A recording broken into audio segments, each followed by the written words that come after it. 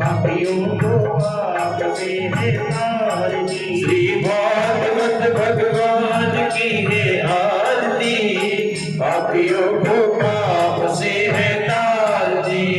भागवत भगवान की है आरती, पापियों को पाप से है तारती। श्री भागवत भगवान की है आरती, पापियों को पाप से है तारती। तारती है तारती है तारती, तारती है तारती है आरती। श्री भागवत भगवान की है आरती, पापियों को पाप से है तारती।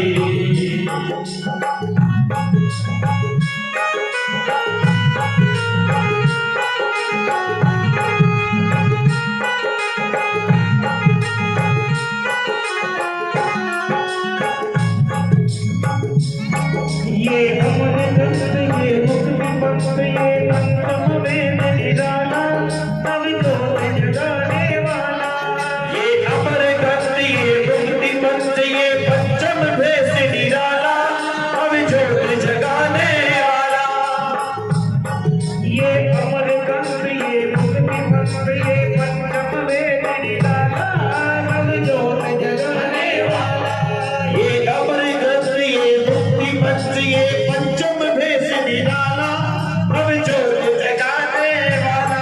हरि नाम यही हरि ध्यान यही, हरि नाम यही हरि नाम यही, हरि नाम यही हरि ध्यान यही, हरि नाम यही हरि धाम यही।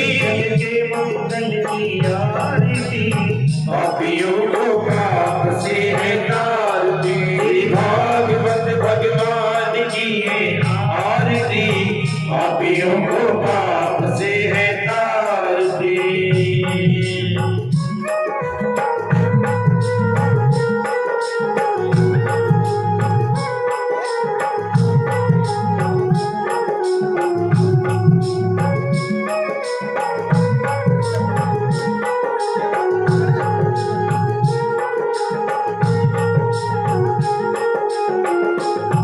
ये शक्ति गीत पावन पुनीत, पापों को मिटाने वाला, हरि दर्श कराने वाला।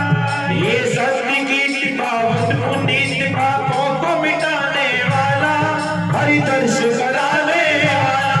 ये शक्ति गीत पावन पुनीत, पापों को मिटाने वाला, हरि दर्श कराने वाला।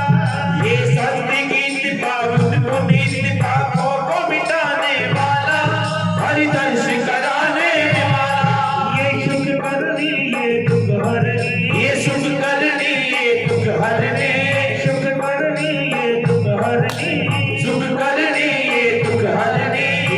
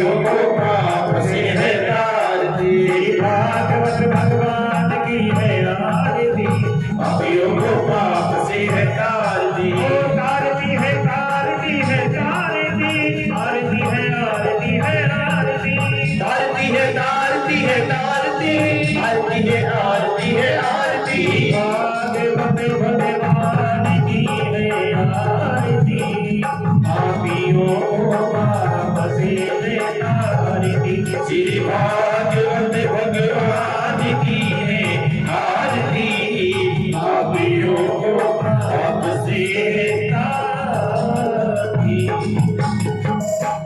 कृष्ण कन्हैया लाल की जय श्री बांके बिहारी लाल की जय सतगुरु महाराज की जय प्राणनाथ प्यारे की जय सभी महाराज की जय हो। श्री सतगुरु चरण कमलभ्यो नमः। श्री परमात्मने नमः। सच्चिदानंद रूपाय विश्वोत्पत्त्यादि हेतवे तापत्रय विनाशाय श्री कृष्णाय वयं नमः। व्याप्तं येन चराचरं तत्पदं दर्शितं येन तस्मै श्री गुरुवे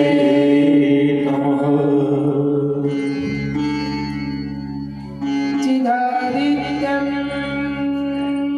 किशोरंगं परं धामे विराजितं स्वरूपं सच्चिदानन्दं निर्विकारं सनातनम् मूकं करोति वाचालं पङ्गुलं यते गिरिं यत्कृपातमहं वन्दे परमानन्दमाधवम्। गुरुर्ब्रह्मा गुरुर्विष्णु गुरुर्देवो महेश्वरः गुरुर्साक्षात् ब्रह्म तस्मै श्री गुरुवे नमः। तमेव माता च पिता तमेव तमेव बन्धु च सखा तमेव तमेव विद्या द्रविणं तमेव तमेव सर्वं मम देव देवा तन मन धन अर्पण कियो सब तुम पे ब्रजराज मन भावे सोई करो हाथ आपके नाम प्रणाम करूं गुरुदेव को धर चरणों में शीश दास जान कर दया करो बुद्धि दो बख्शी राधा मेरी स्वामिनी मैं राधे को दास जन्म जन्म कोई दीजियो वृंदावन को वृंदावन सोवन नहीं नंद गाँव सोगान बंसी वट सोवट नहीं कृष्ण नाम सो वृंदावन के वृक्ष का मर्म न जाने कोई डाल डाल और पात पात पर राधे राधे हो राधे राधे हो राधे तू बड़ भागिनी कौन तपस्या की तीन लोक को सांवरो वो तेरे आदि चाल सखी उस देश में जहाँ गिरसन का राज जल भरा दर्शन करा एक पंथ दो एक पंथ दो जय जय श्री राम जय जय श्री राम जय जय श्री राम राधावर कृष्ण चंद्र की आइए जिस कर्म को करने के लिए संसार में हमारा आना हुआ और जिस कर्म को करके हमें वापस प्रभु के चरणों की प्राप्ति करनी है, मुक्ति के मार्ग को प्राप्त करना है, ऐसे भगवान की महिमा का गाया जाए। सभी मिलकर बोलेंगे, हरि नाम लिया जा, शुभ काम किया जा, नाम लिया जा, शुभ काम किया जा, मुक्ति का मार्ग अब साफ किया जा। हरि नाम लिया जा, शुभ काम किया जाए, मुक्ति का मार्ग साफ किया जाए।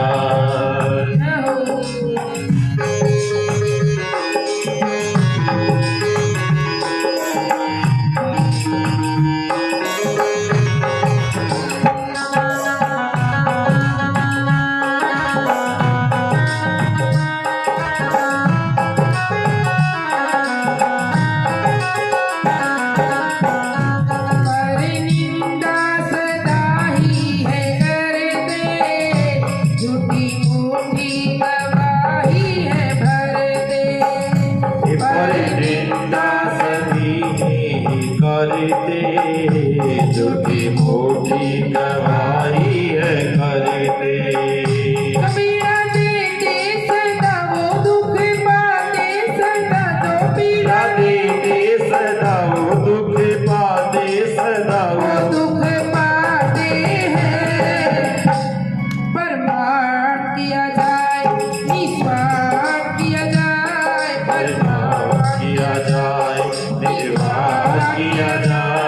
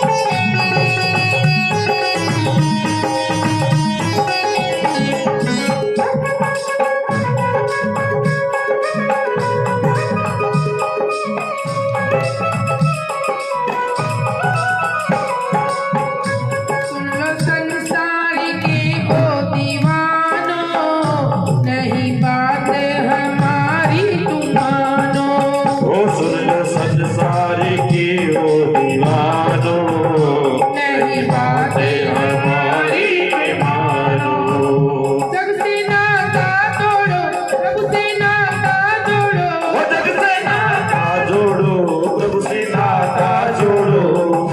भक्ति पा जाए, ध्यान किया जाए, कुछ ज्ञान लिया जाए। ध्यान किया जाए, कुछ ज्ञान लिया जाए। मुक्ति का मार्ग अब साफ किया जाए। अरे मुक्ति का मार्ग अब साफ किया जाए। परिणाम लिया जाए, शुभ काम किया जाए। हरि नाम लिया जाए, शुभ काम किया जाए। मुक्ति का मार्ग अब साफ किया जाए। हरि मुक्ति का मार्ग साफ किया जाए। जय हो।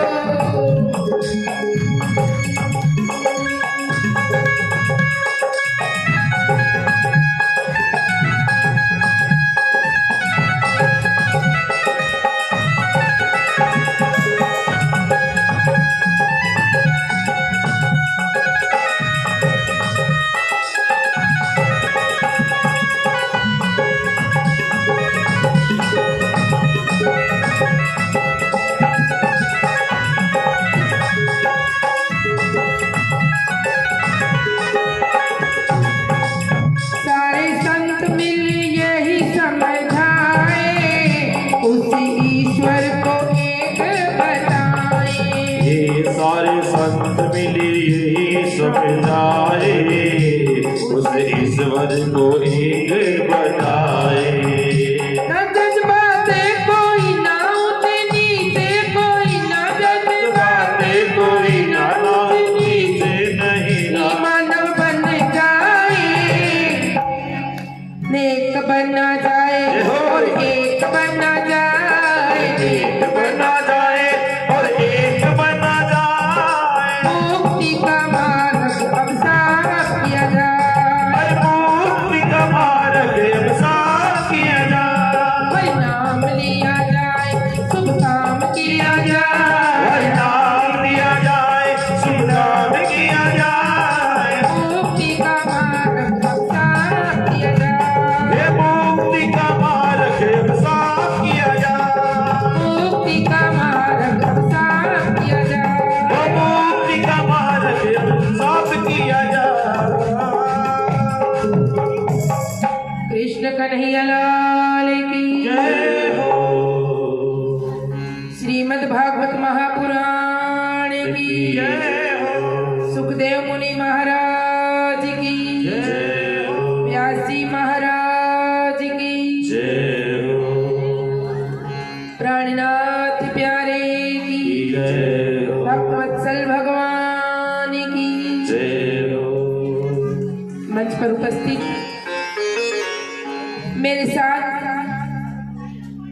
संगीत का साथ दे रहे मधुर स्वर के धनी भाई कुलदीप, भाई महेंद्र, भाई श्री ओम प्रकाश जी, राजीव नगर और आसपास के सभी इलाकों के तत्वाधान में चल रही श्रीमद् भागवत कथा के 5वें दिन की इस बैठक में आप सभी का हार्दिक स्वागत है। माताओं, बहनों, भाइयों, प्यारे बच्चों, सभी के चरणों में मेरा कोटान कोटि प्रणाम। और प्रणाम जी तो एक बार आप सभी को बोलना पड़ेगा, प्रणाम जी। प्रणाम। बहुत अच्छा लग रहा है। आज कथा का 5वां दिन। इतनी ठंड में आप लोग कथा सुनने आ रहे हैं। कल मैं बता रही थी ना कि प्रथम भक्ति संतन कर संगा और द्वितीय भक्ति कथा प्रसंग। बहुत से लोगों को तो सत्संग का अर्थ भी नहीं पता होता। बहुत से लोगों को बस इतना पता है कि कुछ लोग वहां बैठे हैं, गा रहे हैं, बजा रहे हैं और बाद में प्रसाद बंटता है और प्रसाद लेकर घरों को चले जाते हैं। सत्संग जो शब्द है, जब सत्संग का प्रचार किया जाता है, लोगों को बताया जाता है, बुलाया जाता है, सत्संग चल रहा है, तो उस सत्संग शब्द का अर्थ भी नहीं पता होता। और सत्संग दो शब्दों के जोड़ से बना है, दो सत्य जमा संग। सत्य की परिभाषा हमने आपको कथा के प्रारंभ की दिन बताई थी। सत्य माने क्या होता है? माताओं बहनों भाइयों, सत्य का अर्थ है परमात्मा, सत्य। क्योंकि संसार में आप कहीं भी चले जाओ, किसी से भी मिलो, कुछ भी कमाओ, कितना भी कमाओ, वो सत्य नहीं है।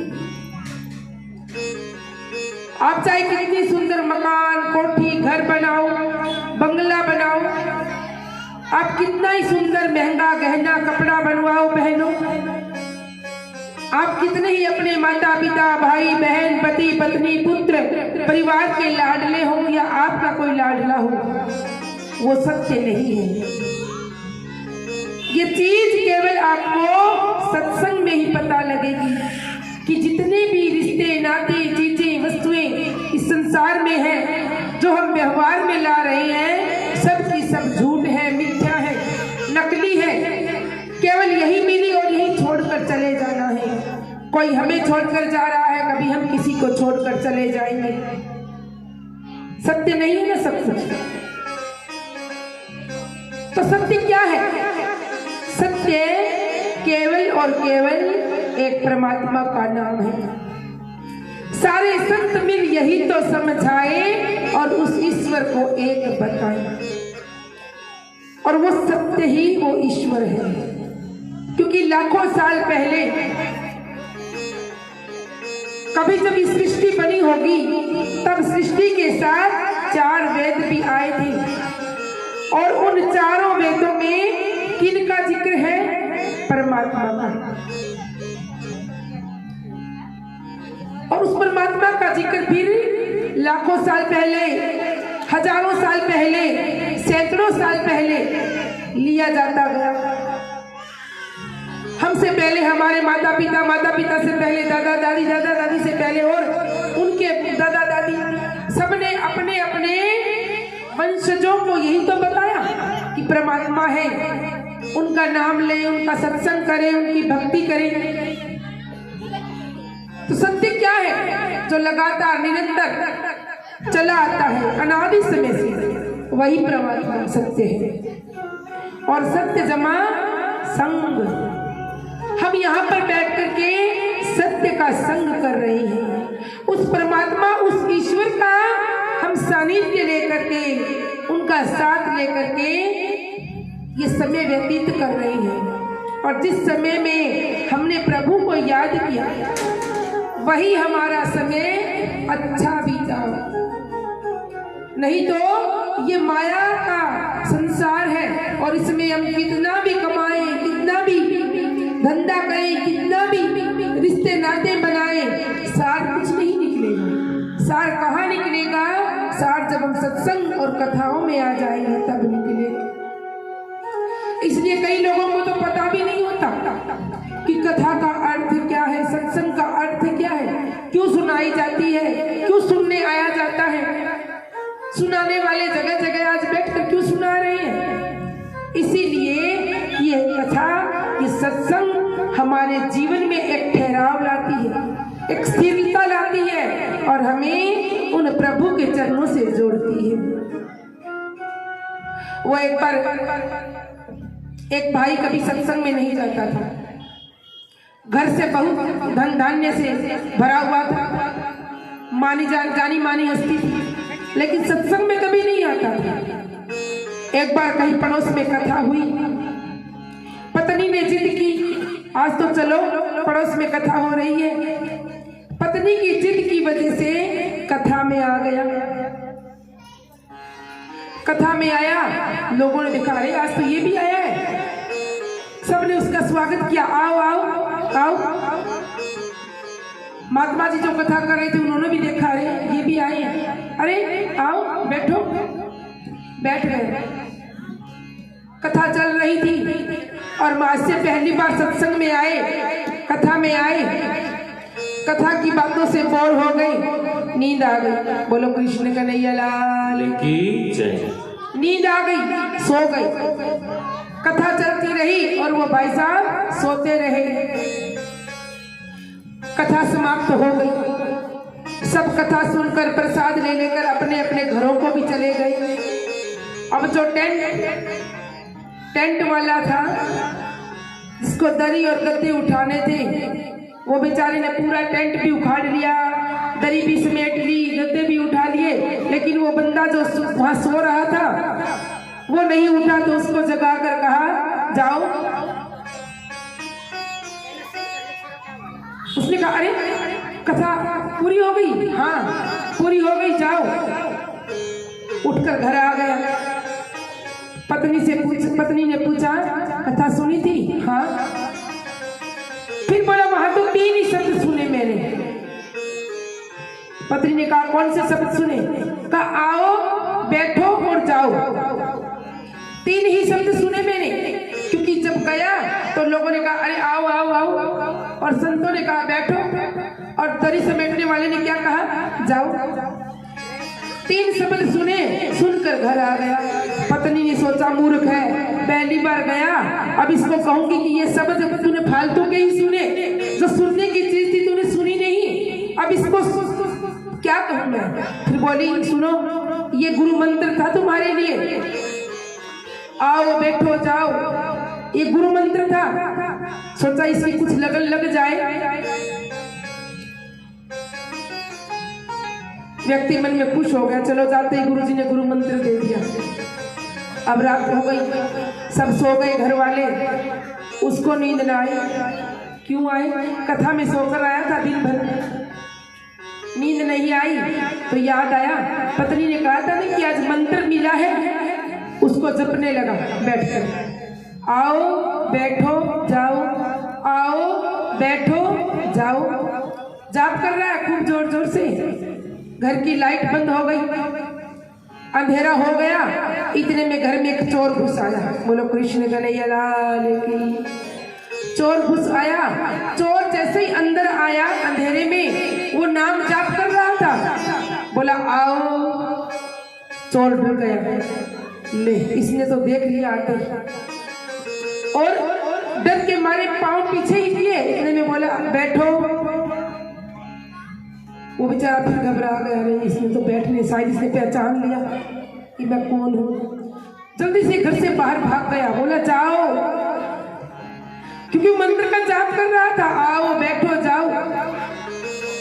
वो चला गया, लेकिन रास्ते में जाकर सोचा, इस व्यक्ति ने मुझे पहचान लिया और कल सुबह ही ये पुलिस में रिपोर्ट करेगा और मुझे पकड़वा देगा।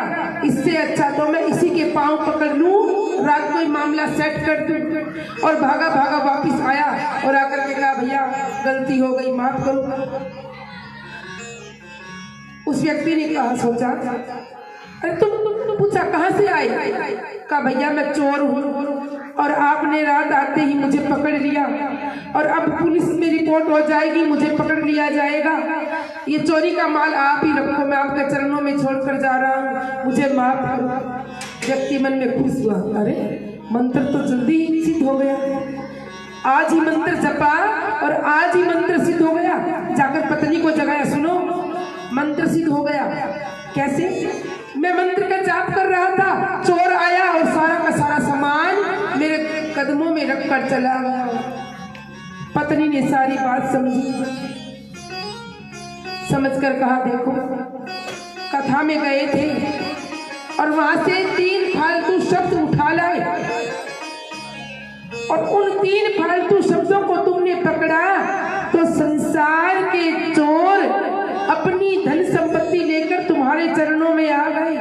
सोचो, अगर कथा में जाते और ढंग से बैठकर कथा प्रसंग सुनते और सुनकर उन बातों पर तुम चलते तो संसार की नहीं, तुम्हारी आत्मा के साथ जो चोर लगे हैं ना, काम, क्रोध, लोभ, मोह, घमंड, ईर्ष्या, द्वेष, ये सारे के सारे तुम्हारे चरणों में आ जाते। और उसी दिन के बाद वो व्यक्ति फिर रेगुलर सत्संग में जाना शुरू हो गया। माता बहनों, ये दृष्टांत संत हमें कदम कदम पर देते रहते हैं, लेकिन हम ही हैं जो नहीं समझ पाते क्योंकि हमें संसार की माया बड़ी प्रिय है। और हमारे स्वामी प्राणनाथ जी महाराज अपनी वाणी में कहते हैं, ए माया छे अति बलवती उपनी छे मूल धनी तकी, कि माया बड़ी बलवान है लेकिन बनाई भी तो परमात्मा ने है, और जो वो चीज बना दे उसका तोड़ बहुत कम होता है। और इस माया का तोड़ हम कैसे करेंगे? हम अपने आप को सिद्ध साधना में लगाएं। कई लोग लगातार माला जपना शुरू कर दें। आजकल तो कई माताओं का क्या रहता है, नवरात्रों में 9 दिन रोटी ना खाएंगी ना, 9वें दिन माता आनी शुरू हो जाती है। बोलो कृष्ण कन्हैया लाल की जय। फिर माता की चौकियां लगती है, फिर लोग उनके पास पहुंच जाते हैं, माता ये बताओ, माता वो बताओ, माता ये करो। साधना करनी पड़ती है। आपने 9 दिन रोटी नहीं खाई, इतने में माता आ गई, खुले बाल छोड़कर हिलाने लग गए। इतने भर से साधना परमात्मा को रिझाना पड़ता है। और वो जो माता जी आप कहते हो ना कि हमारे ऊपर आती है, वो माता कोई छोटी मोटी चीज नहीं है, साक्षात पूर्ण ब्रह्म परमात्मा की अर्धांगिनी शक्ति है वो। ऐसे कैसे किसके अंदर आ जाएंगे? हम चलते हैं, इंसान झूठ बोलते हैं, निंदा करते हैं, चुगली करते हैं, चोरी करते हैं, कपट करते हैं, और हमारे अंदर ही माता आकर बोलेगी। क्षमा कीजिएगा अगर किसी की भावनाओं को ठेस पहुंची हो तो। मैं पाखंड पर विश्वास नहीं करती, क्योंकि हम संतों के शिष्य हैं, और संत महात्मा दुनिया के लोगों को पाखंड से दूर करती हैं। हम भी, मैं पाखंड को बढ़ावा नहीं देती, जहाँ कहीं भी पाखंड की बात होती है हम भी सत्संग करते हैं नवरात्रों में। घर घर जब माता के नवरात्रे आते हैं, हम सत्संग करने जाते हैं, वहाँ देखते हैं एक माता 4-4 बहनों में इकट्ठी आ जाती है। इनका माता 4 बहनों में इकट्ठी कैसे आ गई? लेकिन आती है, भाई क्या करें, अब लोग उनको मानते भी हैं। हमारे भजन प्रवचन चल रहे होते हैं और बीच में माता जी आ जाती है, हम तो कोने में बैठ जाते हैं, माता भी हिला हिला कर बातें करती है। अरे क्यों लोगों को बुद्धू बनाते हो? क्या ऐसे माता आ जाएगी? पता नहीं पढ़े लिखे समाज के लोगों को क्या हो गया, क्यों इतना पाखंडवाद में भरे पड़े हैं। बोले कृष्ण कन्हैया लाल की जय। और कल कथा में हमने सुना, कई बार बोलने का मन कर जाता है, क्या कहें। रात मेरे पास मेरी एक मित्र है, लंदन में रहती है। कल शाम को यहाँ से जाने के बाद उसका फोन आया और मुझे बोली, आज आपकी कथा सुनी लाइव। आप बोल रहे थे ना परिवार के बारे में कि आजकल की माताएं बहनें एक बच्चा रखती हैं तो रिश्ते नाते कहाँ से आएंगे, मौसी मामा फूफा बुआ कहाँ से आएंगे। मुझे बोले पवित्रा महाराज, मुझे बड़ी अच्छी लगी, आप बार बार बोला करो ये बात, परिवार खत्म हो गए, कहाँ से लाएंगे रिश्ते नाते, हम क्या देकर जाएंगे अपने बच्चों को। बच्चों को हम पहले के माता पिता, अगर माँ बाप कई बार बच्चों के नहीं रहते, मर जाते, चले जाते दुनिया से, तो किसी को मामा पाल लेते, किसी को मौसी पाल लेती, किसी को बुआ पालती, किसी को कोई परिवार के सदस्य पाल लेते। लेकिन आज हम अपने बच्चों को क्या देकर जाएंगे, क्योंकि हमारे पास तो कोई रिश्ते नाते ही नहीं बचे। ना एक बच्चा रखते हैं, उस बच्चे के ना भाई है ना बहन है, कहाँ से कोई मुसीबत आई तो कैसे करेंगे। और आज हम ही हिंदू लोग अपना ही धर्म और अपनी संस्कृति को हम खो रहे हैं। ज्यादा नहीं, परिवार में 2 बच्चे, कम से कम 2 बहन भाई तो हो, एक बच्चा। आजकल सभी संत एक बात पर प्रचार कर रहे हैं, हम हिंदू हैं, अपने धर्म को और अपनी संस्कृति को हम ना खोएं, अपने रिश्ते नातों को हम ना खोएं। पहले की भी माताएं थी जिन्होंने इतना अच्छे से परिवार बढ़ाया, जिन्होंने अपने बच्चों को संस्कार भी दिए। पता नहीं हमारा आजकल क्या हो गया, आजकल की माताओं बहनों, बड़ा दुख होता है। लेकिन क्या करें, अब बोलने का मन भी करता है, लेकिन पता नहीं कौन रुष्ट हो जाए हमारी बातों से, तो बोलते हुए डर भी लगता है। कल जो कथा हमने सुनी, संतों के भक्तों के चरित्र हमने सुने, और भगवान श्री कृष्ण का जन्म महोत्सव प्राकट्य दिवस हमने मनाया कथा के माध्यम से। और यशोदा मैया की जब आंख खुली, क्योंकि यशोदा मैया को एक बेटी हुई थी, और जब वसुदेव जी कृष्ण को टोकरे में रखकर गोकुल में पहुंचते हैं नंद बाबा के घर पर, तो यशोदा मैया के साथ एक नन्ही सी बालिका सो रही है जो कि योग माया है। कहे तो जगत जननी वो माता जिनको लोग कहते, मैं अभी बताई ना, माता आती है वही माता।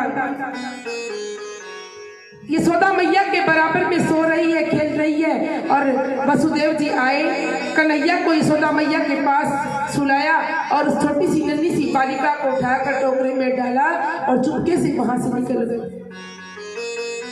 सुबह जब सबकी आंख खुली, गोकुल में सबने देखा और नंद बाबा की बहन भी आई हुई थी। आती है ना, नंदे आती है ना डिलीवरी के टाइम में, जब भाभी को बच्चा पैदा होने वाला हो। नंद बाबा की बहन भी आई थी और जाकर देखा कि भाभी के तो एक बालक हुआ है, लड़का हुआ है, और जाकर के खुशी से नाचती हुई नंद बाबा को जाकर बधाई दे रही है, बधाई हो, लालो भयो है। और जब ये समाचार पूरी गोकुल नगरी में फैला, चारों तरफ हर्षोल्लास, कई ढोल बज रहे हैं, कई ताशे बज रहे हैं, कई थाली बज रही है, कई रंग गुलाल अबीर उड़ रहा है, और सारे के सारे ग्वाल बाल गोप गोपिकाएं सारे नंद बाबा की घर की तरफ बधाई गाते हुए चल रहे हैं।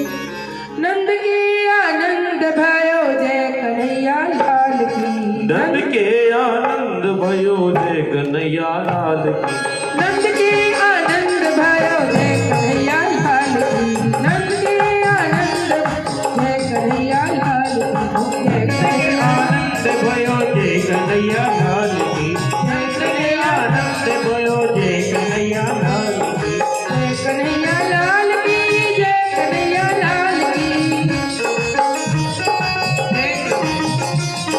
जय कन्हैया लाल की, जय यशोदा लाल की, कन्हैया लाल की, जय कन्हैया लाल की, जय कन्हैया लाल की, जय यशोदा लाल की।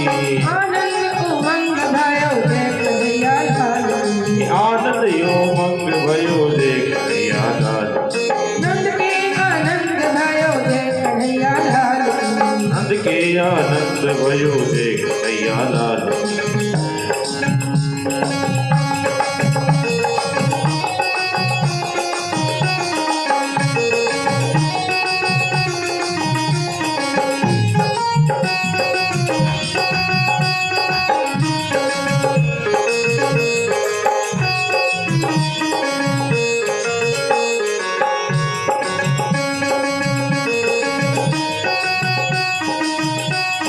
नंद के आनंद भयो जय कन्हैया लाल की, हे नंद के आनंद भयो जय कन्हैया लाल की, नंद के आनंद भयो जय कन्हैया लाल की, नंद के आनंद भयो जय कन्हैया लाल की, जय कन्हैया लाल की, जय कन्हैया लाल की, अरे जय कन्हैया लाल की, जय यशोदा लाल की, आनंद भयो जय कन्हैया लाल की, अरे आनंद उमंग भयो जय कन्हैया लाल की, आनंद उमंग भयो जय कन्हैया लाल की, अरे आनंद उमंग भयो जय कन्हैया लाल की, अरे जय कन्हैया लाल की, मदन गोपाल की, जय कन्हैया लाल की, मदन गोपाल की, जय कन्हैया लाल की, मदन गोपाल की, जय कन्हैया लाल की, मदन गोपाल की, अरे आनंद उमंग भयो जय कन्हैया लाल की, अरे आनंद उमंग भयो जय कन्हैया लाल की।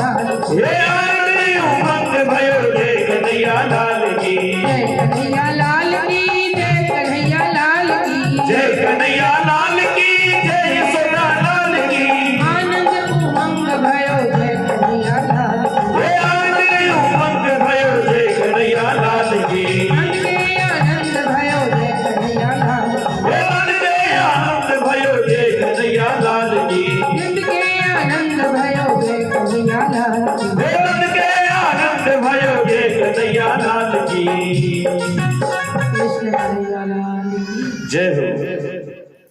चारों तरफ खुशियों की लहर है।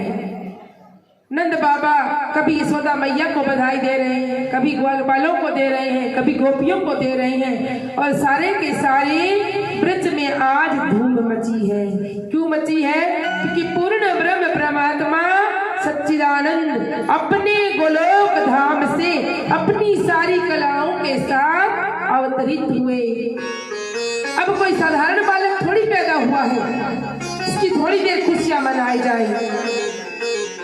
चारों तरफ क्योंकि भक्तों को आनंद देने के लिए परमात्मा आए हैं।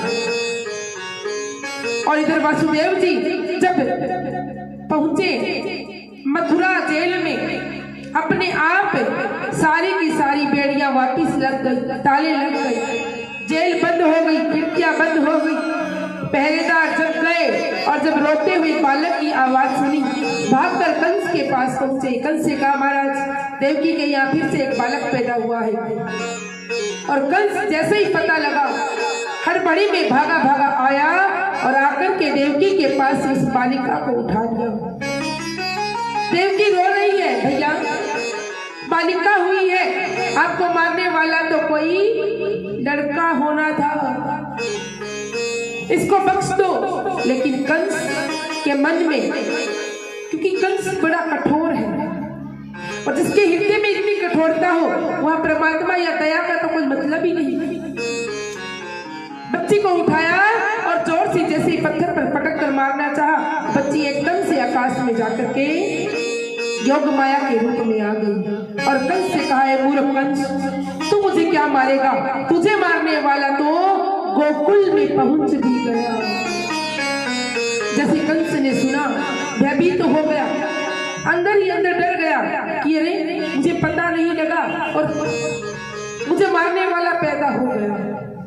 लेकिन वो समझ गया कि जिस परमात्मा से मैं दुश्मनी रखता हूँ उसकी माया भी अजब निराली है। और इधर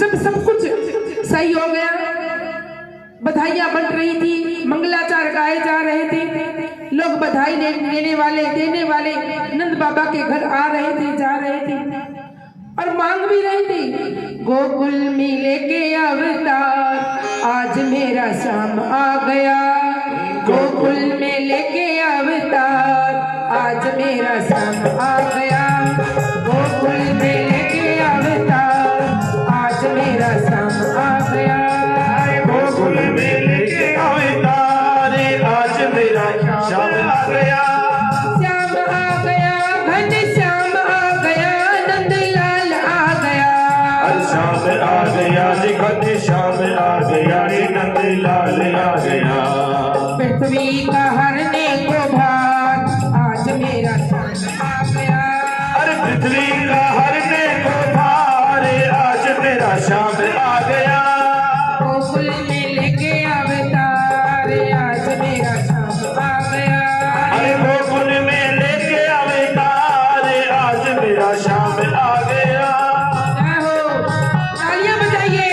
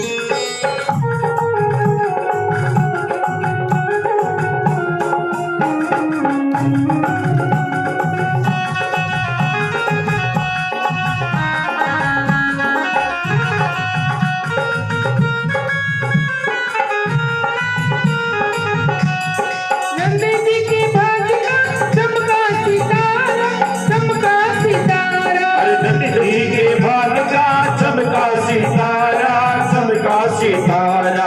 गोकुल में आ गया भक्तों का प्यारा, भक्तों का प्यारा। अरे गोकुल में आ गया भक्तों का प्यारा, भक्तों का प्यारा। करने वो भक्तों से प्यार, आज मेरा श्याम आ गया। अरे करने वो भक्तों का प्यार, आज मेरा श्याम आ गया। गोकुल में लेके अवतार, आज मेरा श्याम आ गया। अरे गोकुल में लेके अवतार, आज मेरा श्याम आ गया। कृष्ण कन्हैया लाल की जय हो। बधाई गीत गाते हुए नंद बाबा के घर पर सभी आ रहे हैं और ये उत्सव चल रहे हैं। और आज बालक कृष्ण 6 दिन के हो गए। बोले कृष्ण कन्हैया लाल। बालक कृष्ण आज 6 दिन के हो गए और 6 दिन के बाद हमारे हिंदू समाज में एक उत्सव मनाया जाता है। बालक के जन्म की छठी मनाते हैं, जिसको कहा जाता है छठी उत्सव। छठी मना रहे हैं और नंद बाबा ने सबको बुलाया, तरह तरह के पकवान बनाए, चहल पहल मची हुई है। और इधर कंस को पता तो लग ही गया था कि गोकुल में मुझे मारने वाला पैदा हो चुका है। अपनी ही एक राक्षसी पूतना, इसका नाम है, को बुलाया और कहा पूतना, तुम्हें पता है ना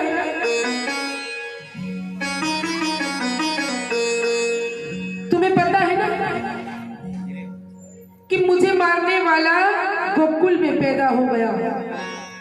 वैसे मुझे किसी का डर नहीं लगता, लेकिन हम दुश्मन को क्यों रखें? क्योंकि दुश्मन में कोई छोटा बड़ा नहीं होता, दुश्मन तो दुश्मन होता है। और मैं चाहता हूं कि तुम उस बालक को मार दो। पूतना कहती, महाराज क्यों चिंता करते हो?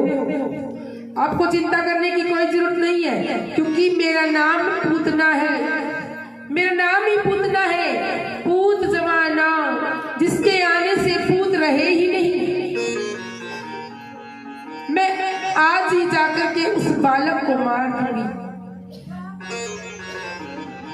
और पूतना ने सुंदर स्वरूप बनाया, 16 श्रृंगार किया, सुंदर सी बनकर के गोकुल में आ गई। और जैसे गोकुल में आई, नंद बाबा का घर पूछा। लोग कहते जी यहाँ नंद बहुत है, गोकुल में नंद बहुत है, क्योंकि नंद वही है जिसके घर में 9 लाख गौएं हो, उसको नंद कहा जाता है। कहा जिनके घर में अभी अभी बालक पैदा हुआ है। सब कहते महाराज कईयों के घर में हुए हैं, कईयों के घर में हुए हैं, तुम्हें कौन से नंद के घर जाना है? पूतना ने सोचा ऐसे तो नहीं पता लगेगा। कहा जो यशोदा के घर में हुआ है। अच्छा, यशोदा एक ही है। यशोदा का घर बता दिया और वहां चली गई। अब इतना रूप सुंदर है। और जैसे ही नंद बाबा यशोदा मैया के घर में प्रवेश किया, वह आई हुई सभी सखियों ने, जो कि मंगलाचार के लिए वह छठी उत्सव मनाने के लिए आई थी, यशोदा मैया अंदर व्यस्त थी काम में। सारी की सारी महिलाओं ने अंदाजा लगाया, लगता है ये तो किसी राज्य की रानी लग रही है, पटरानी लग रही है। दूसरी ने कहा नहीं, मुझे तो ये यशोदा की बहन लग रही है, क्योंकि इसकी शक्ल ना कुछ कुछ यशोदा जैसी मिलती है। फिर किसी ने पूछा, बहन कौन हो, कहां से आई हो? तो कहती है कि मैं पूतना की बहन हूं, दूर की, और मुझे पता लगा यशोदा के यहाँ बेटा हुआ है, तो मैं भी आ गई बधाई देने के लिए, खुशी मनाने के लिए। एक सखी अंदर गई, यशोदा से जाकर कहा, यशोदा देख तेरी बहन आई है बधाई देने के लिए। यशोदा सोचती है मन में, मेरी तो कोई बहन थी ही नहीं। फिर मन में फिर सोचती है, चलो जब घर में खुशी आती है ना, तो लोग अपने आप ही बधाई देने आ जाते हैं। ये भी कोई आई होगी। यशोदा ने बाहर जाकर देखा तो अरे, यशोदा ने कहा बहन मैंने पहचाना तो नहीं। कहा यशोदा मैं तेरी दूर की बहन हूँ, तूने नहीं पहचाना, लेकिन मुझे पता था तेरे घर में कोई बालक नहीं है, इसलिए मैं भगवान से बार बार प्रार्थना करती थी और आज परमात्मा ने सुन ली, तुम्हें पुत्र हुआ और मैं इसी खुशी मनाने आई हूँ, बधाई लेकर आई हूँ। और बहुत सारे सामग्री के थाल, हीरे मोती, जवाहरात, बच्चों के कपड़े। यशोदा को यशोदा ने कहा भैया बहन इसकी क्या जरूरत थी? नहीं नहीं यशोदा मैं मौसी हूँ। यशोदा अंदर रखने गई और पूतना को बाल कन्हैया पकड़ा कर चली गई। और जैसे ही पूतना ने देखा अब मुझे यहाँ देखने वाला कोई नहीं है, तो बालक को लेकर के बाहर आ गई मैदान में। और कन्हैया पूतना की गोदी में सोई सोई सोच रही है कि पूतना मौसी बनकर आई है लेकिन मुझे मारने आई है। इसको देखकर बार बार आंखें बंद कर रही है कन्हैया। और भागवत कथा में इस बात का जिक्र आता है कि कन्हैया बार बार आंखें बंद करते हैं, खोलते हैं, देखते हैं। और इसमें कई संतों ने अपने अपने विचार बताए। कोई कहता है पूतना अपने सतनों पर विष लगाकर आई है, जहर लगाकर आई है। कन्हैया सोचते हो अब मुझे पूतना मासी के दूध पीने के बहाने जहर भी पीना पड़ेगा। जहर तो बहुत कड़वा होता है। और फिर कन्हैया मन में सोचते हैं नहीं नहीं ये पूतना मौसी आई तो मुझे मारनी है, लेकिन इसकी इच्छा मैं पूरी करूंगा, इसके सतनों का मैं दूध पीऊंगा। और जैसे ही कन्हैया ने पूतना ने अपनी छाती अपने सतन कन्हैया के मुख में दिए और कन्हैया ने दूध पीना शुरू किया। और दूध के साथ साथ कन्हैया ने पूतना के प्राणों को पीना शुरू कर दिया। और जैसे ही प्राणों को पिया पूतना एकदम से तड़प कर धरती पर पछाड़ खाकर गिर पड़ी। और कहते पूतना का शरीर इतना भारी भरकम था कि जब वो गिरा तो 6 कोस में गिरा, 6 कोस की जगह। और जब वो गिरी धमाका हुआ, चारों ओर ब्रजवासी भाग भाग कर आए, देख रही है क्या हुआ। और जब देखा कि कोई राक्षसी है जो गिरी पड़ी है और उसकी छाती पर कन्हैया खेल रही है। बोलो कृष्ण कन्हैया लाल। और यशोदा मैया को पता लगा कि वो कोई मौसी नहीं थी, राक्षसी थी और कन्हैया को लेकर बाहर गई है। यशोदा मैया तो बेहोश ही हो गई। फिर किसी ने होश दिलाया, यशोदा उठो, पूतना मर गई और कन्हैया बिल्कुल सुरक्षित है। भाग कर आकर के यशोदा माँ ने कन्हैया को अपनी छाती से लगाया। बार बार भगवान का धन्यवाद किया, लाख लाख धन्यवाद किया। क्यों किया? क्योंकि माता को पता थोड़ी है कि जिसका वो धन्यवाद कर रही है वो स्वयं ही उसके घर में खेल रही है। और माताओं बहनों ये पूतना कौन थी? ये पूतना पूर्व जन्म में राजा बलि की पुत्री रतनमाला थी। और जब कन्हैया पूर्व जन्म में वामन अवतार लेकर राजा बलि के दरबार में 3 पग धरती नापने आए, सबसे पहले रतनमाला ने उनको देखा। और रतनमाला उनको देखकर इतना खुश, अरे कितना सुंदर मनोहर स्वरूप, ऐसा बालक अगर मेरे पास हो तो मैं खुद अपने गोदी में लेकर इसको दूध पिलाऊं। भगवान ने कहा तथास्तु, तेरी ये इच्छा पूरी होगी। और थोड़ी देर बाद में जब भगवान ने राजा बलि को छल से 3 पग भूमि नाप लिया, सब कुछ राजा बलि का सब कुछ ले लिया, तो रतनमाला को क्रोध आया। और फिर मन में सोचा ऐसे छली बालक को तो मैं अपने सपनों पर दूध की जगह विष लगाकर पिला मार। भगवान ने कहा तथास्तु, तेरी ये भी इच्छा पूरी होगी। और जब ये जन्म आया तो इसमें रतनमाला पूतना बनकर आई। और भगवान ने उसकी दोनों इच्छाओं को, उसको गोदी में छाती का दूध पिया और मारने की जो इच्छा थी वो भी पूरी की। और भगवान ने रतनमाला को उसकी मुक्ति करा स्वधाम में भेज दिया। सुखदेव मुनि महाराज अब राजा परीक्षित से कह रहे, परीक्षित अब तुम ना एक बात मेरी ध्यान से सुनो, तुम अब सब कुछ भूल जाओ। जो कथा तुमने अब तक 4 दिन तक सुनी वो तुम सब भूल जाओ। तुम्हें केवल एक ही चीज याद रखनी है, क्योंकि मैं तुम्हारा गुरु हूं। और जो नर अपने गुरु की बातों को मान ले, जो नर गुरु वचन पर डट गए, कट गए फंद 84। तुमने मेरी बात अभी तक सुनी है, आज मैं तुम्हें कह रहा हूं कि तुम मेरी बात मान लो। और मानना क्या है? मानना यही है कि अब तुम पूरी की पूरी कथा भूल जाओ और सिर्फ एक ही बात याद रखो, एक ही तत्व याद रखो, और वो है कृष्ण तत्व।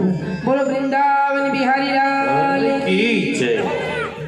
तुम्हें कुछ याद नहीं करना, केवल कृष्ण पर अपना ध्यान लगाए रखना है।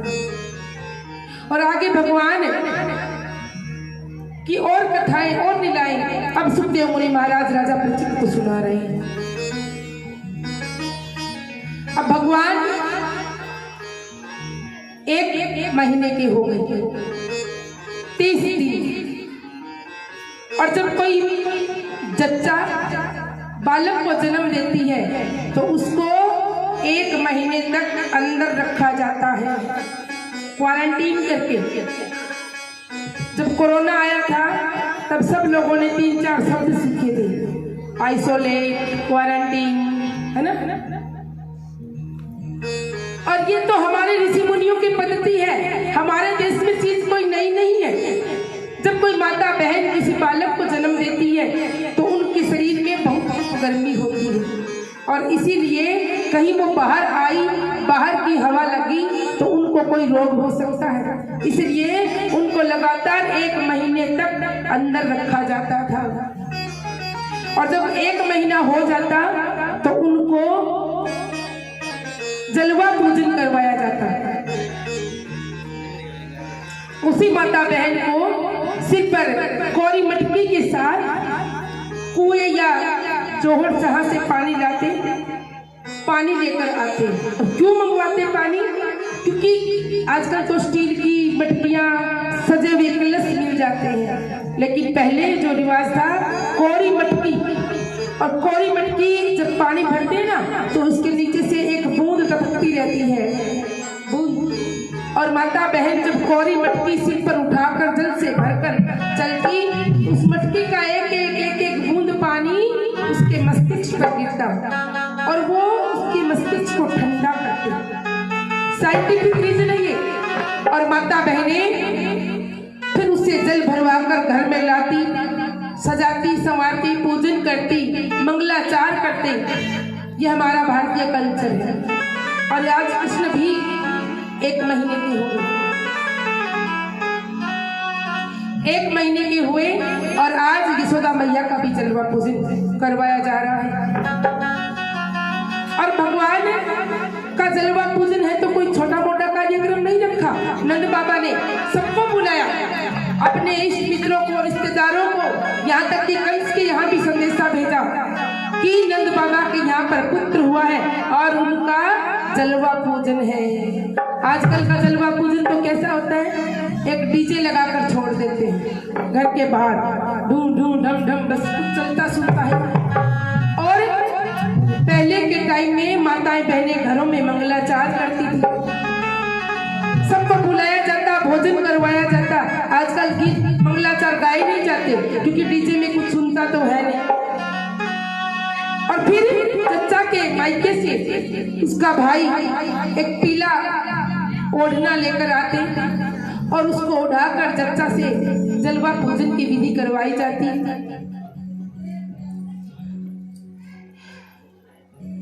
और मंगलाचार गाते।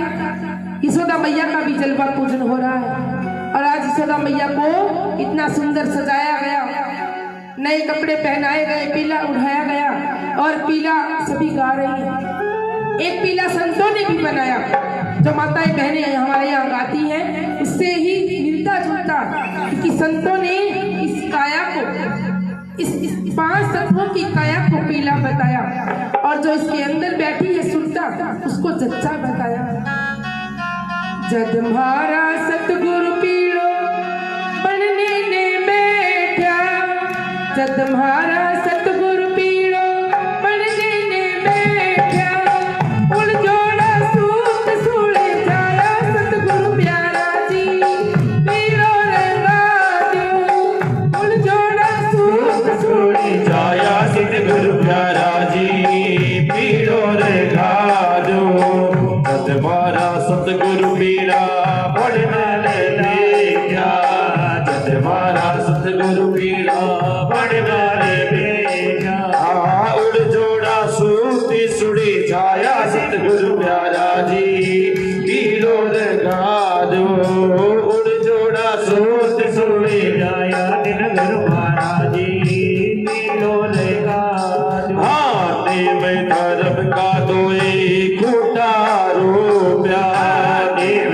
धर्म का दोए खोटा रूप्या अरे चांदी चिताड़ा तने आया सतगुरु प्यारा जी पीड़ो रेखा दो चांदी चिताड़ा तने आया दिन गुरु महाराज जी पीड़ो रेखा दो पांच तत्ता की सतगुरु पाने लगाई पांच तत्ता की सतगुरु पाने लगाई अरे ठोके ठोकी बड़ी डारा सतगुरु प्यारा जी पीड़ो रेखा दो ठोके ठोकी बड़ी डारा सतगुरु प्यारा जी पीड़ो रेखा दो जद पारो पीरो छिप कर दी दो जद पारो पीरो छिप कर दी दो अरे काटा सा रंगी रंगी वाया सतगुरु प्यारा जी पीड़ो रेखा दो अरे काटोड़े रंगे रंगे वाया दिन गुरु प्यारा जी पीड़ो रेखा दो एक पीड़ो तो उठ वाली सुरता पीठ पर बेटी पीड़ो तो उठ वाली सुरता पीठा पर बेटी सखिया ने गाया मंगल चारा सतगुरु प्यारा जी पीड़ो रेखा दो सखिया ने गाया मंगल चारा दिन गुरु महाराज जी पीड़ो रेखा दो हे पीड़ो तो उठ वाली सुरता पानी में जाली पीड़ो तो उठ वाली सुरता पानी में जाली अरे ममता सा सूड़ी बुगड़ा मोड़ा सतगुरु प्यारा जी पीड़ो रेखा दो ममता सा सूड़ी बुगड़ो मोड़ो दिन गुरु प्यारा जी पीड़ो रेखा दो हे सुख सागरिय में सुरता गढ़ लोट बोयो सुख सागरिय में सुरता गढ़ लोट बोयो अरे निर्मल नींद भरी जाई सतगुरु प्यारा जी पीड़ो रेखा दो निर्मल नींद भरी जाया दिन गुरु महाराज जी पीड़ो रेखा दो अरे चाचा तो बच्चा थारा राजी रहियो चाचा तो हो ये आशीर्वाद हमारा सतगुरु प्यारा जी पीड़ो रेखा दो ये आशीर्वाद हमारा दिन गुरु प्यारा जी ओ पीड़ो रेखा हाँ इस पीड़े को देख चुका दो इस पीड़े को देख चुका दो हाँ इस पीड़े को देख चुका दो इस पीड़े को देख चुका दो ये जो है देख हमारा सतगुरु प्यारा जी पीड़ो रेखा दो अरे जो है देख हमारा सतगुरु प्यारा जी पीड़ो रेखा दो ये पीड़ो तो पीड़ो सारी दुनिया गावे पीड़ो तो पीड़ो सारी दुनिया गावे हे गोकली दास सुनी जाया सतगुरु प्यारा जी पीड़ो रेखा दो अरे गोकली दास सुनी जाया दिन गुरु महाराज जी पीड़ो रेखा दो हे गोकली दास सुनी जाया सतगुरु प्यारा जी पीड़ो रेखा दो गोकली दास दिले जायो दिन गुरु महाराज जी पीड़ो रेखा दो हे गोकली दास सत्य गाया सतगुरु प्यारा जी पीड़ो रेखा दो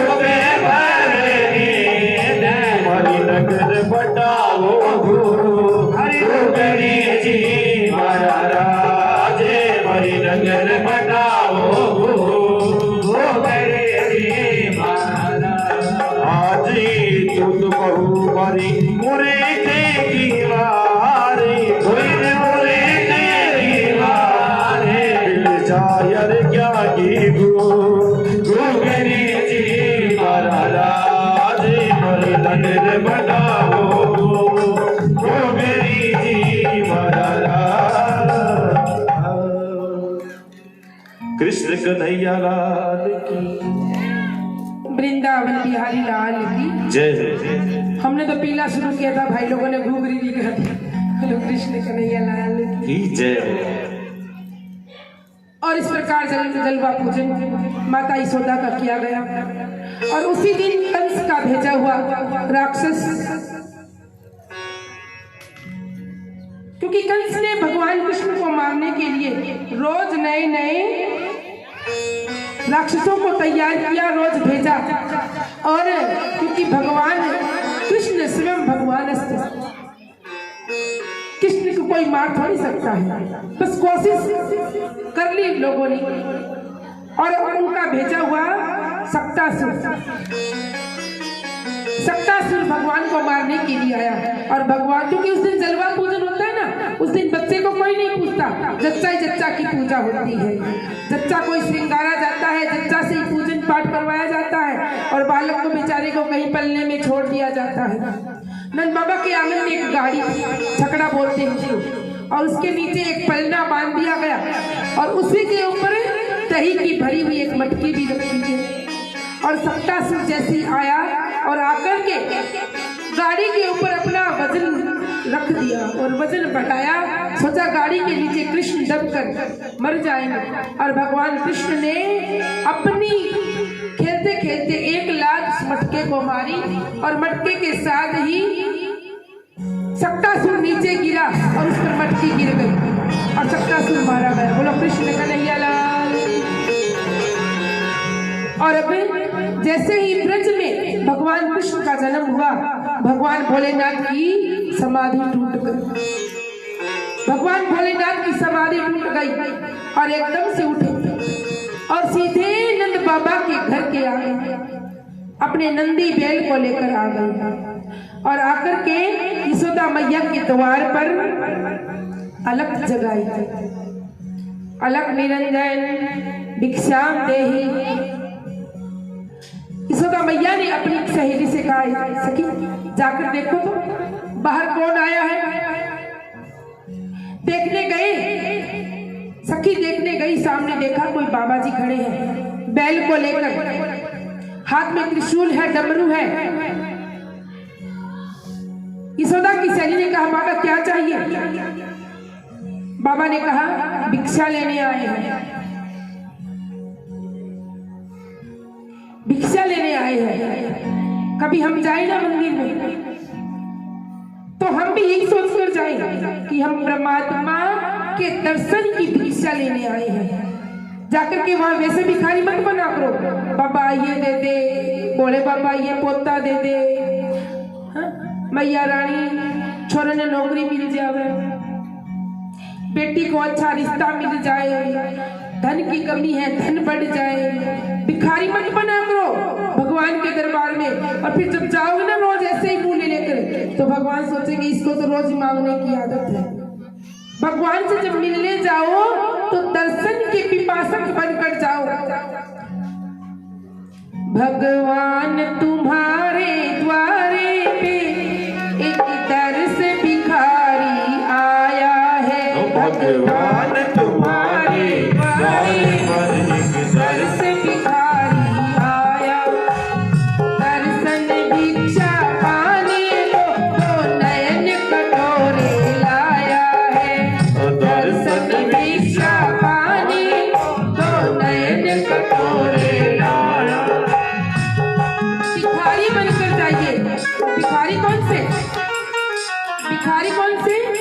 दर्शन के भिखारी, न कि संसारिक भोग वस्तुएं मांगने वाले। जब आप रोज रोज भगवान के दर्शन भिक्षा पाने को जाओगे ना, तो उनको आपकी जरूरतों का पता है, वो आपको निराश नहीं करेंगे। लेकिन याचक बने तो दर्शनों के लिए बने। संसारिक प्रलोभन मत कीजिए। मंदिर में गए तो भी मांगा, कथा में गए तो भी मांगा, नहीं, ऐसे नहीं। अपने आप को हम भक्त बनाए, भिखारी नहीं बनाए।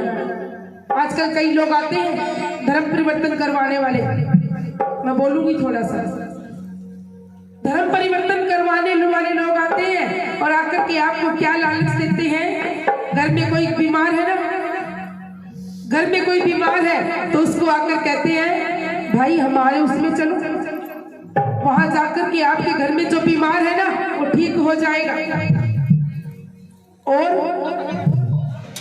हमारे साथ चलो, हमारे वाले का नाम लो, हमारे वाले की पूजा करो। फिर क्या मिलेगा आपको? कपड़े मिलेंगे, बच्चों की किताबें मिलेंगी, फीस मिलेगी, कंबल मिलेंगे, सर्दी की ड्रेस मिलेगी, गर्मी की ड्रेस मिलेगी, और बेचारे कुछ गरीब अनजान लोग उनके झांसे में फंस जाते हैं और वो क्या करते हैं, उनको धर्म से अलग कर देते हैं।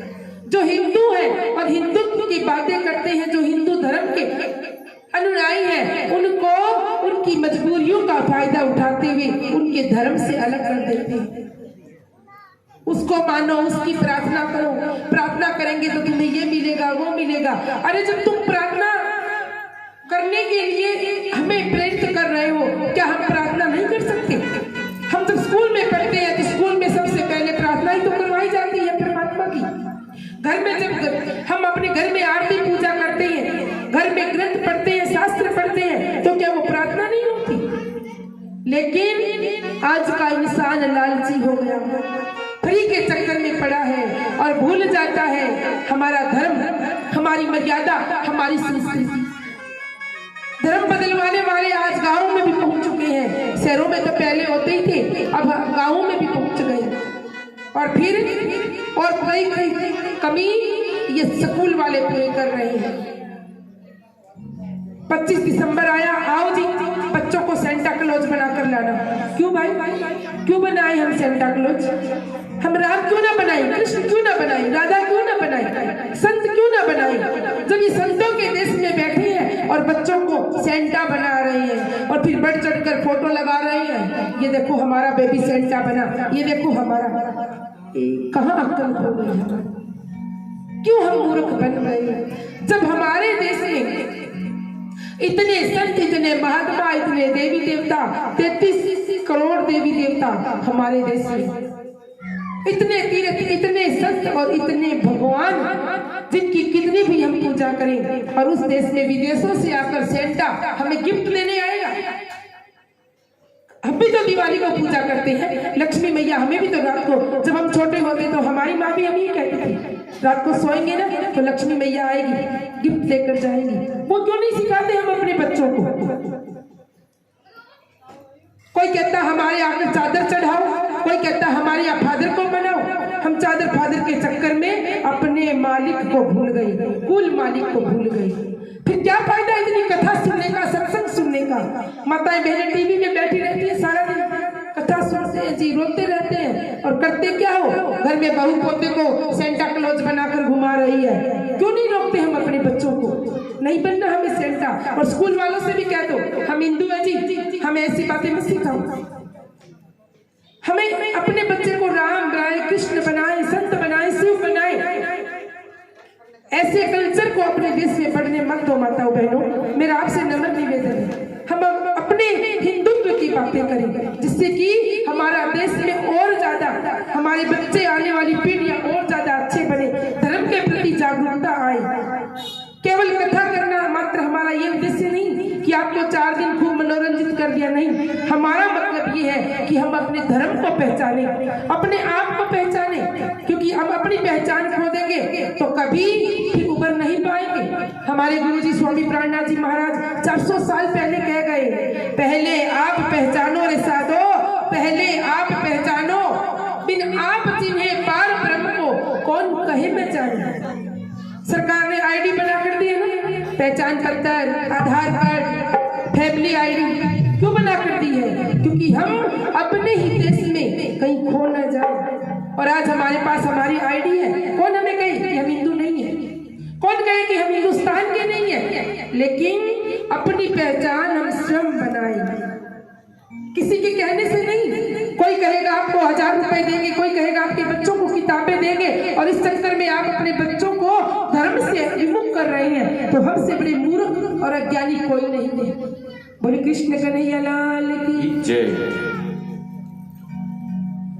भगवान शिव को पता लगा और आ गए यशोदा माता के द्वारे पर। और यशोदा माता की जो सहेली है कह रही है बाबा कुछ ले जाओ भिक्षा, लेकिन भगवान से कहते नहीं भिक्षा नहीं चाहिए माता, तो हम तो यशोदा मैया के लाल हुआ है और उसके दर्शन करने आए हैं। सखी जाकर यशोदा से कहती यशोदा जो बाबा आए हैं ना वो भिक्षा नहीं मांग रहे, वो तो दर्शन के पिपासक हैं, वो दर्शन की भिक्षा लेने आए हैं। यशोदा कहती नहीं मैं अपने लाला के दर्शन नहीं करवाऊंगी किसी को भी। क्यों? क्योंकि पता नहीं क्या जादू टोना कर दे। आजकल के बाबाओं का महाराज लोगों का पता नहीं है, कौन सा मंत्र मार दे कौन सा टोना कर दे और मेरे लाला को कुछ हो गया तो।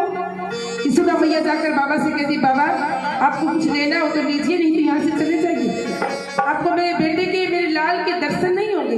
बाबा कहते देवी हमारे पास हीरा पन्ना मोतियों की कोई कमी नहीं है, हम तो केवल आपके पुत्र के दर्शन करने आए हैं। मैया कहती नहीं दर्शन तो नहीं होगा। तो कहा कोई बात नहीं, क्योंकि मैं एक साधु हूँ और साधु भी हट कर सकते हैं। मैं यहीं पर बैठा हूँ अपने बैल को लेकर और वहीं पर अपना त्रिशूल गड़ाया और नंदी बैल को लेकर वहीं पर बैठ गए। और यशोदा मैया बाबा से कह रही है बाबा डमरू वाले बूढ़े बैल को हटा, बाबा डमरू वाले बूढ़े बैल को हटा। अरे बाबा डमरू वाले बूढ़े बैल को हटा। आज यशोदा मैया अपने लाल को दिखा, अरे बाद यशोदा मैया अपने लाल को दिखा।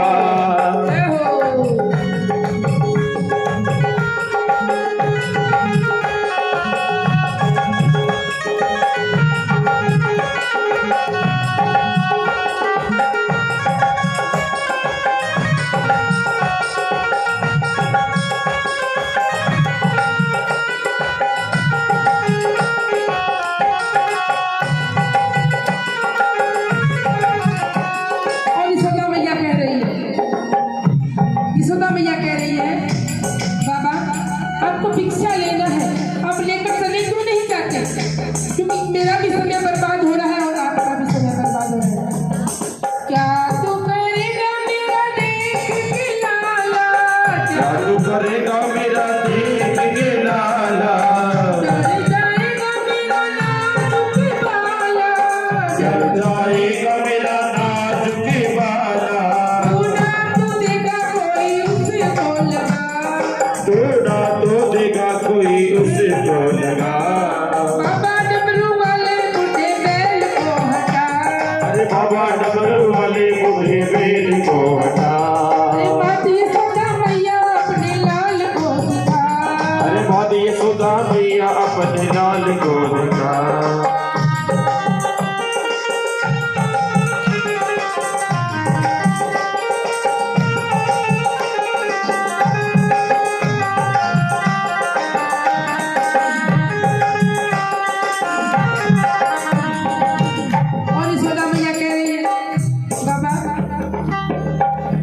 हीरा मोती पन्ना के थाल भर भर कर लाते, वो क्यों नहीं ले जाते? क्योंकि आजकल के जो साधु है ना उनका बस पैसा दिखाते और फिर क्या करते हैं पैसे लिए और शराब के ठेकों पर पड़े रहते हैं। एक दिन मैं इधर ही कहीं से सत्संग करके निकल रही थी और शराब के ठेके के आगे हम जैसे कपड़े पहने एक बूढ़े साधु वहां पर पड़े हुए थे। मैंने देखा, मैंने जल्दी से रुक कर कहा अरे कोई बेचारे साधु बीमार है शायद। हम उसके पास गए, मैंने कहा बाबा क्या तकलीफ है क्या? सामने एक सब्जी की रेडी वाला खड़ा था, मुझे बोला जाओ जाओ जी शराब पी के पड़ा हुआ है। क्योंकि होता है समाज में ऐसा, साधु भी कपड़े पहनकर साधु नहीं। कबीर जी महाराज कहते हैं मन ना रंगाए जो कि कपड़ा रंगाए, मन से रंगे तब साधु, कपड़ों से तो दुनिया भिखारी घूम रही है। और माता जी कह रही है ले जा तू हीरा मोती पन्ना और सोना, ले जा तू हीरा मोती पन्ना और सोना, ले जा तू हीरा मोती पन्ना और सोना, ले जा तू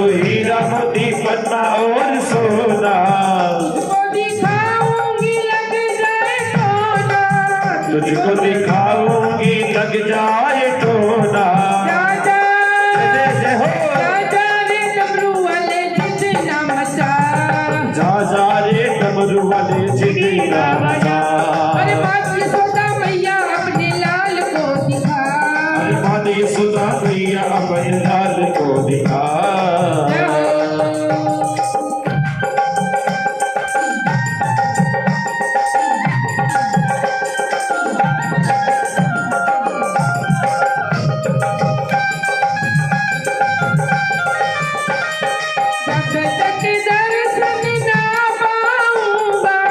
जब तक दर्शन ना पाऊंगा,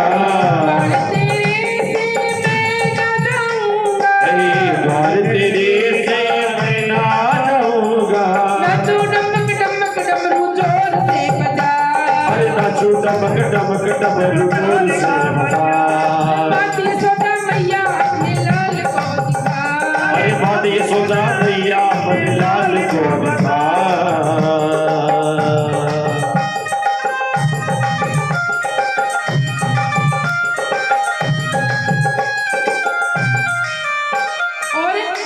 यशोदा मैया ने जिद कर ली और इधर भोले बाबा ने भी जिद कर ली, और इधर भगवान अंदर सोए सोए सोच रहे हैं, अरे कैलाश से भोले बाबा हमसे मिलने आए, हमें भी तो उनकी दर्शन की पिपासा है, लेकिन कैसे हो दर्शन। तभी कन्हैया ने कहा, जोर जोर से रोना शुरू हो गया, जोर जोर से कन्हैया रो रही है और माता यशोदा भाग कर अंदर गई। जाकर देखा कन्हैया रो रही है, गोदी में लिया, लाड़ किया, हिलाया, पल्ले में झुलाया, लेकिन कन्हैया कैसे भी नहीं माने, रोई जा रही है, रोई जा रही है। यशोदा अपनी सखी से कहती, सखी कहीं इसको कुछ टोना वोना तो नहीं कर दिया इस बाबा ने। सखी कहती हाँ सौदा हो सकता है, लेकिन इन बाबाओं के पास ना झाड़ फूक मंत्र भी होते हैं, तुम लेकर जाओ ना एक बार। कहा नहीं, कहीं लेकर भाग गया तो, अरे नहीं होगा, मैं साथ हूँ, चल। और जाकर बाबा से कहा, बाबा क्या आप टोना झाड़ा ये सब करते हो क्या? शिव जी सोचते हाँ अब आया ऊँट पहाड़ के नीचे, अब तो दर्शन जरूर करवाएगी। कहा हाँ हाँ हाँ मैया मैं करवाता हूँ, मैं झाड़ फूक टोना सब कुछ करता हूँ, आप आए तो सही। कहा हमारा लाला रो रहा है, क्या आप उसको झाड़ा कर दोगे? हाँ, लेकिन मेरी एक शर्त होती है, मैं जब झाड़ा लगाता हूँ तो कोई माता बहन पास में नहीं होती। अब यशोदा मजबूर और कन्हैया का रो रो कर पूरा है। यशोदा ने कहा ठीक है बाबा जल्दी से दे देना वापिस, और लाकर के कन्हैया को भगवान शंकर की गोदी में दे दिया। बोलो शिव शंकर भगवान की जय। और बालक को जैसे ही भगवान शिव ने कृष्ण को देखा और कृष्ण ने शिव को देखा, दोनों की जो आंखें हैं आपस में मिली, और बालक कन्हैया अपने मन से कह रहे भोले बाबा आप हमसे मिलने आए, आपके दर्शन करके हम कृतार्थ हुए।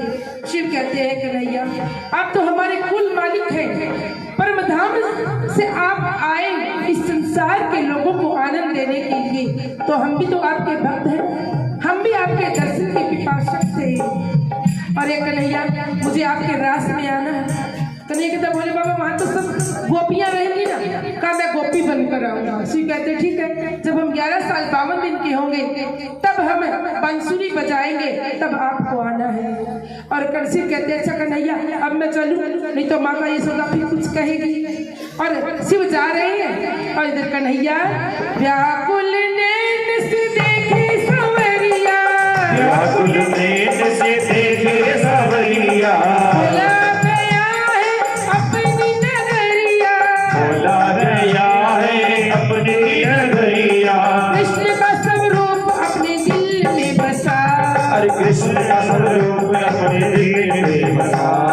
बाबा डमरू वाले बूढ़े बैल को हटा, अरे बाबा डमरू वाले बूढ़े बैल को हटा, अरे माँ यशोदा मैया अपने लाल को दिखा, अरे माँ यशोदा मैया अपने लाल को दिखा। बोली श्री शंकर भगवान की जय, कृष्ण कन्हैया लाल की जय। सुखदेव मुनि महाराज राजा परीक्षित को फिर बता रहे हैं कैसे भगवान शंकर आए और कन्हैया के दर्शन किए। और अब एक दिन गर्गाचार्य जो कि नंद बाबा के कुल गुरु हैं, आए और आकर के नामकरण किया। भगवान कृष्ण का नाम निकाला, क्योंकि जो रोहिणी के गर्भ से जो पुत्र हुआ वह वसुदेव जी का बड़ा पुत्र है और कृष्ण छोटे पुत्र, लेकिन दोनों नंद बाबा के यहाँ पर पाले जा रहे हैं। दोनों का नामकरण हुआ। पहले बड़े पुत्र जो कि बलराम जी शेष साई भगवान के अवतार है, नामकरण हुआ।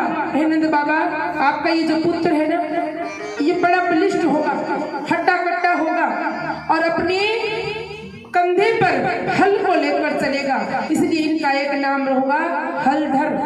और बलवान होंगे, शरीर से बलिष्ठ होंगे, तो इनका एक नाम होगा बलराम। और ये घर में सबसे बड़े होंगे तो इनको सभी प्यार से, क्योंकि हमारे यहाँ जैसे बड़े भाई को भैया कहते हैं ना, यूपी की तरफ बड़े भाई को दाऊ कहते हैं और बंगाल में बड़े भाई को दादा कहते हैं। इनको एक नाम दाऊ से भी, बलदाऊ से भी पूछा जाएगा। और ये जो कृष्ण है ना, इनके तो बहुत सारे नाम होंगे। ये जो बालक है ना, छोटे वाला, क्योंकि इसके सारे काम टेढ़े होंगे,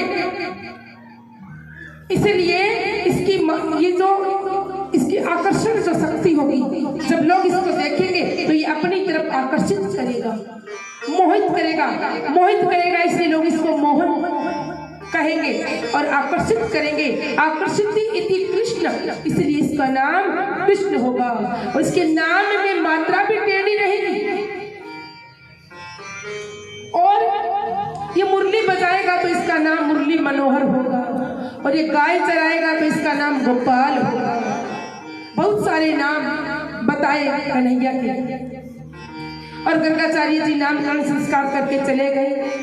फिर एक संस्कार और होता है, अन्नप्राशन संस्कार। जब बालक 6 महीने का हो जाए तो कुछ खाना सिखाया जाता है माँ के द्वारा, उसको कहते हैं अन्नप्राशन। और बालक को कुछ दलिया, कुछ नरम चीज बनाकर खिलाई जाती है, उसको अन्नप्राशन कहते हैं। भगवान का भी अन्नप्राशन हुआ। और इसी बीच कंस के भेजे हुए त्रिनावत नाम का एक राक्षस भी आ गया, बकासुर, और वो बगुले का रूप बनाकर आया। और भगवान कृष्ण अपने आंगन में खेल रहे हैं और वो बगुले का रूप लेकर बकासुर आया और भगवान को अपनी चोंच में उठा करके ले गया। आकाश में घूमता रहा, लेकिन कृष्ण ने फिर अपनी ही शक्ति से एक ऐसा हाथ जड़ा कि वो बकासुर वहां से नीचे आकर गिरकर धड़ाम से गिर गया। और अब बालक कृष्ण थोड़े से घुटनों के बल चलने लगे। और घुटनों के बल चलते चलते एक दिन अपने आंगन में खेल रहे थे और खेलते खेलते उनके हाथों पर मिट्टी लगी और जैसे मिट्टी लगी, कन्हैया ने वो मिट्टी अपने जीभ से चाट ली। कन्हैया को मिट्टी का स्वाद बड़ा अच्छा लगा। दोबारा से फिर हाथ मिट्टी में किया, फिर चाट लिया, फिर बार बार खाया। रोज खाने की आदत पड़ गई। अब इधर उधर माँ से मैया से नजर बचती और कन्हैया वो मिट्टी खा लेते। और एक दिन दाऊ जी ने देखा, बड़े भैया ने कहा, कन्हैया तू मिट्टी खाता है? कन्हैया छोटी सी चोतली सी आवाज में नहीं जाकर के मैया से शिकायत की। मैया काना माटी खा रहा था। मैया कहती तूने देखा? हाँ। और आकर के मैया पूछती, कन्हैया तूने माटी खाई? कन्हैया कहता मैया नहीं, माटी नहीं खाई। और मैया ने कहा चल अपना मुंह दिखा। मैया ने जैसे मुख खोला, मुख के अंदर से मिट्टी कितनी बड़ी एक ढेली निकल आई। और मैया ने कहा कन्हैया तू झूठ भी बोलने लगा इतना छोटा सा? कन्हैया कहता नहीं मैया, ये तो ऐसी मुंह में चली गई होगी, मैं तो कभी मिट्टी खाता ही नहीं, क्योंकि मुझे पता है मिट्टी खाना बुरी बात है। और कन्हैया को मैया बार बार डांट रही है, तेरे लाला ने माटी खाई, यशोदा सुन तेरे लाला ने माटी खाई यशोदा सुन माई लाला ने माटी खाई यशोदा सुन माई तेरी लाला ने माटी खाई यशोदा सुन माई अद्भुत खेल सखन संग खेलो अद्भुत खेल सखन संग खेलो छोटो सो माटी खायो ढेलो छोटो सो माटी को खायो ढेलो यानी गटक गटक गटकाई यशोदा सुन माई यने गटक गटक गटकाई यशोदा सुन माई तेरे लाला ने माटी खाई यशोदा सुन माई तेरे लाला ने माटी खाई यशोदा सुन माई अभी तालियां बजाइए ठंड लग रही है ठंड उड़ जाएगी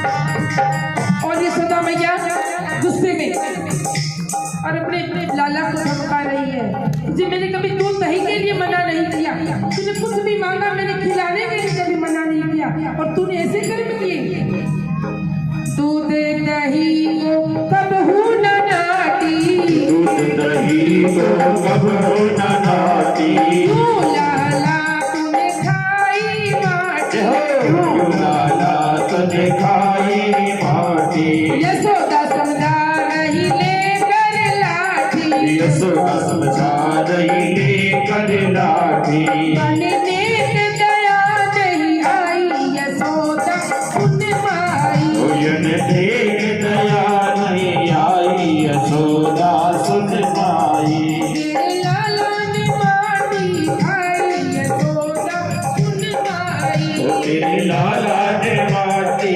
खाई यशोदा सुन माई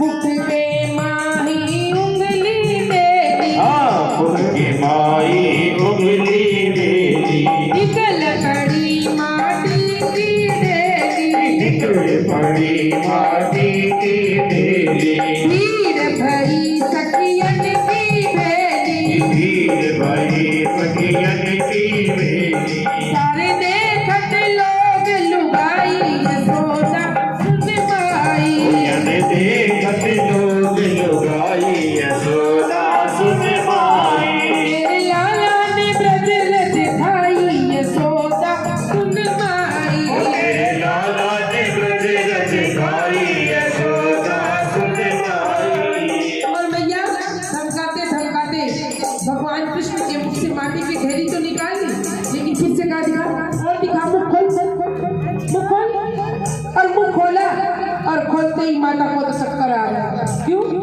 मोहन का मुखड़ा खुलवाया मोहन का मुखड़ा खुलवाया तीन लोग या में दर्शाया तीन लोग या में दर्शाया सारा ब्रह्मांड वहीं पर पाया सारा ब्रह्मांड यही पर पाया ये तो पूर्ण ब्रह्म कन्हई यशोदा सुन माई युद्ध पूर्ण ब्रह्म कन्हई यशोदा सुन माई तेरे लाला ने माटी खाई यशोदा सुन माई तेरे लाला ने माटी खाई यशोदा सुन माई बोलो कृष्ण कन्हैया लाल की जय हो यशोदा मैया ने कहा नटखट तुझे खाने को कितना दूध दही माखन देती हूँ और फिर भी तू मिट्टी खाता है और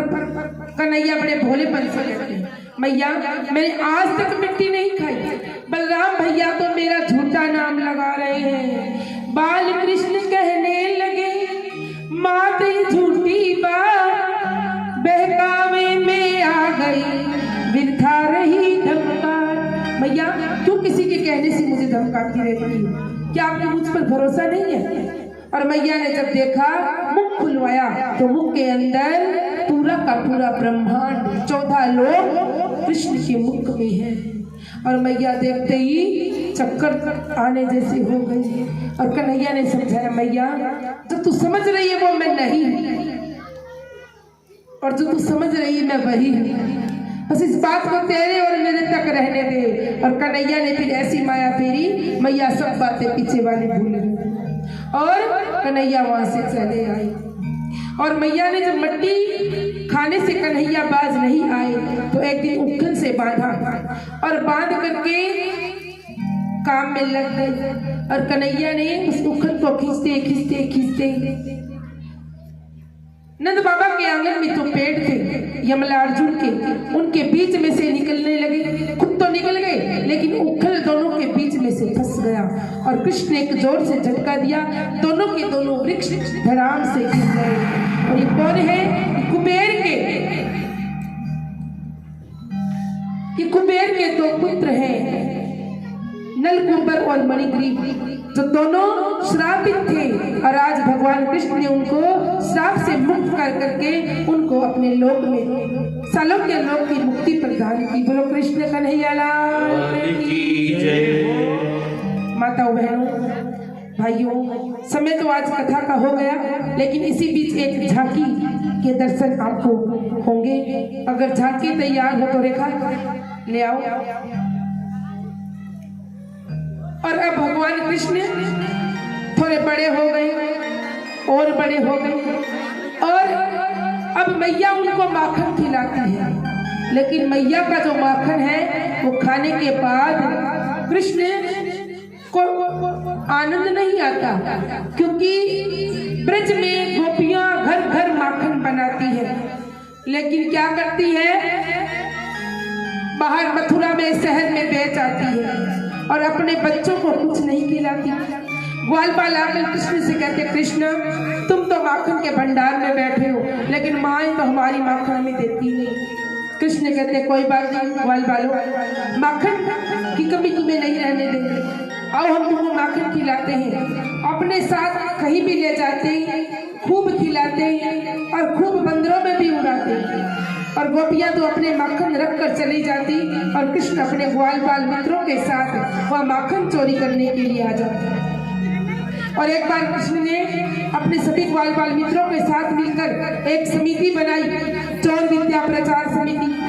और उस चोर विद्या प्रचार समिति के तत्वाधान में रोज नए नए घरों में माखन चोरी की लीलाएं की जाने लगी। और एक दिन कन्हैया ने अपने मित्रों को लेकर चंद्रावली गोपी के घर जाकर चोरी करने का प्रोग्राम बनाया। चंद्रावली गोपी वो है जो हमेशा कृष्ण के प्रेम में मगन रहती है। वो किसी न किसी बहाने कृष्ण को देखने उनके घर आती है। और जब कृष्ण दिख जाए तो कहते, कृष्ण थोड़ा नाच कर दिखाएगा क्या? थोड़ा नाच कर दिखाएगा, तुझे मैं माखन दूंगी।